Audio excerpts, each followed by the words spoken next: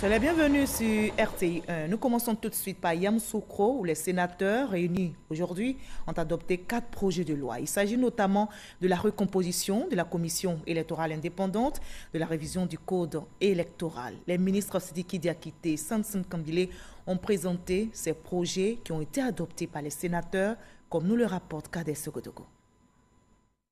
Le ministre de l'Administration du Territoire et de la Décentralisation, Sidiki Diakité, et le garde des Sceaux, ministre de la Justice et des Droits de l'Homme, Sanson Kambile, sont face au président du Sénat, Jano Ahoussou-Kouadio, avec lui les sénateurs au grand complet, présents en salle ou par vidéoconférence. Après la chambre basse du Parlement, c'est le tour de la chambre haute de se prononcer sur 4 projets de loi. 2 ratifications. La recomposition de la commission électorale indépendante qui passe de 15 à 16 membres et la révision du code électoral et 2 relatifs d'abord au domicile qui est vu désormais comme un lieu unique avec obligation dans les 6 mois de son installation d'une déclaration à la mairie ou à la sous-préfecture et enfin au nom où le père ne détient plus l'exclusivité. Il faudra désormais compter avec la mère. Les différentes discussions qui ont suivi ont vu une participation active des différents groupes parlementaires du Sénat pour aboutir à un vote démocratique. Pour le projet de loi sur la recomposition de la CEI et la révision du code électoral, 77 voix pour et 17 voix contre. Ceux relatifs au nom et au domicile ont recueilli le oui à l'unanimité.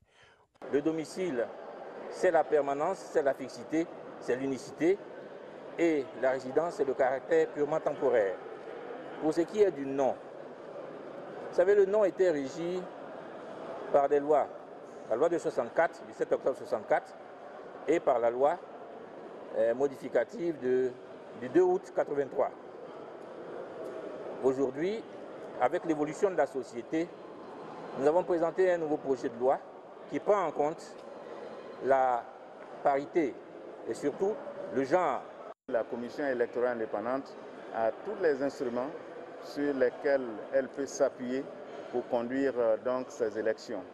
Et ce code électoral, il faut le saluer parce qu'il est la résultante du dialogue politique qui a été donc initié et conduit par le Premier ministre sur instruction du Président de la République. Au Sénat, la démocratie aura tout simplement prévalu. La sagesse a prévalu au Sénat. Le débat démocratique a eu lieu à l'intérieur du Sénat parce que la seule tribune donnée aux parlementaires, au peuple, c'est ou l'Assemblée nationale ou le Sénat. C'est le seul endroit où la démocratie s'exprime. Les débats ont eu lieu.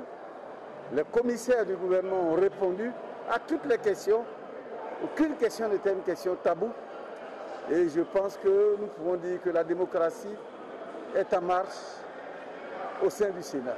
Après le vote du Sénat, les voyants sont donc au vert pour enclencher un processus électoral libre et transparent en Côte d'Ivoire.